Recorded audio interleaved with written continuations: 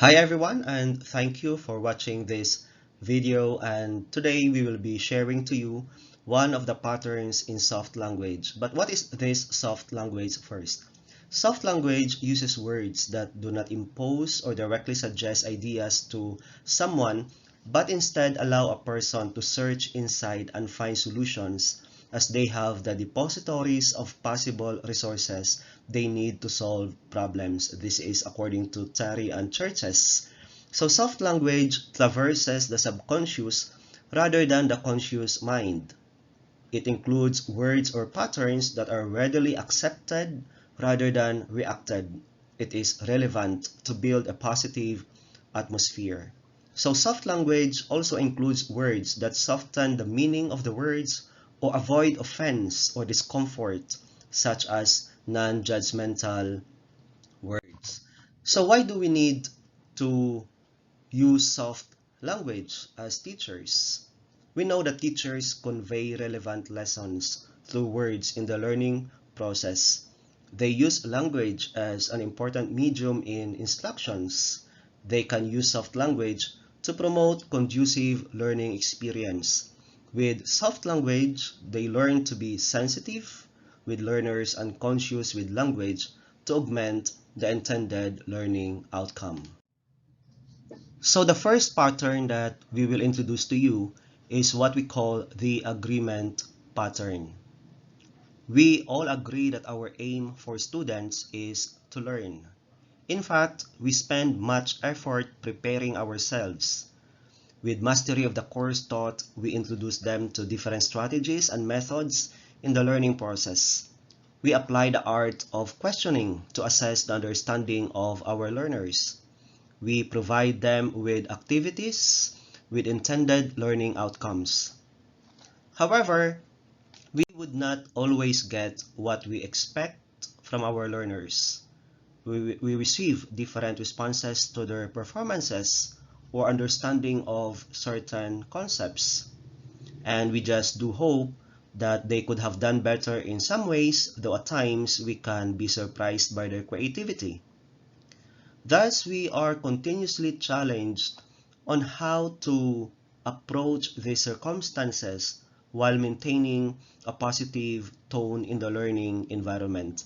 And chances are we respond to them that adversely affects their self-esteem. We might not know it yet since we do not ask how they feel. Perhaps we spend less time examining these matters. So think about it right now. When was the last time we truly reflected on how our class interaction was going? Would there have been a better way to get the same result when we could not conform to the responses? We fully agree that the answer is yes. And that means we need the facility of language patterns to do this. The following pattern will unlock the key on how to do it.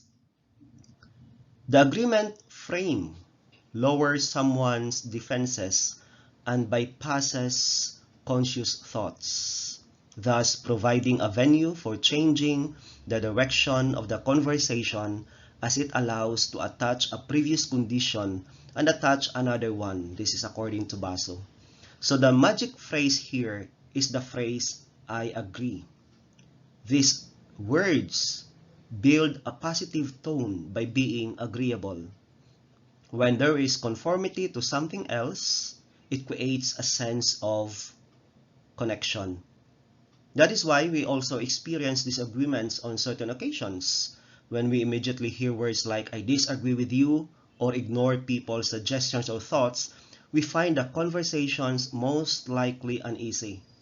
Yet, we fully agree that we also have our point of view, which means we deserve to express ourselves. We can disagree with what others have in mind, yet we can still build a positive interaction in this situation. So we will present to you this agreement pattern, and you will see the pattern I agree and what I would add is, or I agree and that means. To expound on this, the I agree and what I would add is pattern is used to agree on what has been previously said and add what we have in mind. For example, I agree that this is not easy. And what I would add is that you continue doing more research on this. Its first statement is a repetition of what has been said, and we agreed on it. Although perhaps we may not really fully agree with it, yet we recognize. And the second statement is the idea we wish to propose. The I agree and that means reinforces what has been previously said. For example, I agree that you passed the requirement on time, and that means you are a responsible person. Its first statement indicates being agreeable to what has been said, and the second statement is simply an added affirmation. Moreover, in place of I agree, you can use I respect and I appreciate. So, for example, we will have these different statements that we will expound our understanding of this pattern. We fully agree with you that these patterns can make a difference in class interaction. We can turn to something affirmative by using the first frame, even if we tend to disagree with the answers. In giving feedback, we can use the second frame to reinforce affirmation to our learners. So for example, one of the students would tell that the lesson is not easy. We cannot just simply say, you need to study, or simply say, you find it hard to understand. Rather, there is that sense of agreeing first. So the best somehow response would be, I agree with you that the lesson is not easy. And what I would add is that this lesson will make the succeeding topics easier to understand. Or for example, someone says, the quiz is hard or not easy too. Then you can say, I agree with you that the quiz is not easy. And what I would add is that this is designed to increase your critical thinking. Or I agree with you that the requirement is relevant today, and that means you really understand the concept behind this. In this statement, there is already the added affirmation to the student perhaps who finds the requirement as relevant. Or someone could really have a wrong answer, and most of the time this may happen. So you could say, I agree that I heard you say that 2 plus 2 is 5. And what I would add is that the answer to that is 4. Here you don't agree on the answer 5.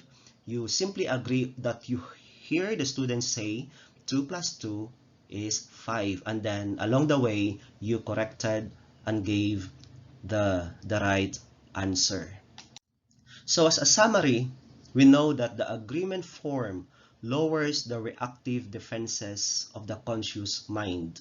It includes words like I agree, and it has an immediate good effect on the learners, although there is another idea you wish to propose. The agreement pattern has the formula of I agree, and what I would add is to provide another thought, and I agree, and that means to increase the affirmation on what has been said. It is beneficial in building a positive environment as the pattern caters to whatever has been said, yet opening the possibility of other options to be considered without being directly imposing to others, or perhaps really understanding how would they feel if we will not be catering their answers in that manner. So just for some exercises that you can play with, for example, the project is not interesting to start with. One of your students would tell this one, how would you use the pattern? Perhaps you can say, I agree with you that the project is not interesting to start with, and what I would add is that you will find this interesting if you just try. Or one of your students would say, we do not have time to study this. How would you answer that one? Maybe you can say, I agree that you do not have time to study this. But what I would like to add is that you can always find a way if you really willed it. Or if someone's affirmed, "Sir, ma'am, the lesson is very relevant to us," then you could say, "I agree with you that the lesson is very relevant to us." And what I would add is that you really see the application of our lesson in real life. So what if someone tells you, "I'm not interested in doing this"? What will you answer? Or someone would ask, "I think we need a longer time to answer the examination." How would you answer this one? So thank you for listening, and I really do hope that you learned something from this language, so-called the soft language, and we have shared to you the agreement pattern, and there are more patterns that you can learn in our ebook, which is The Power of Soft Language. God bless us all, and again, thank you, thank you, thank you.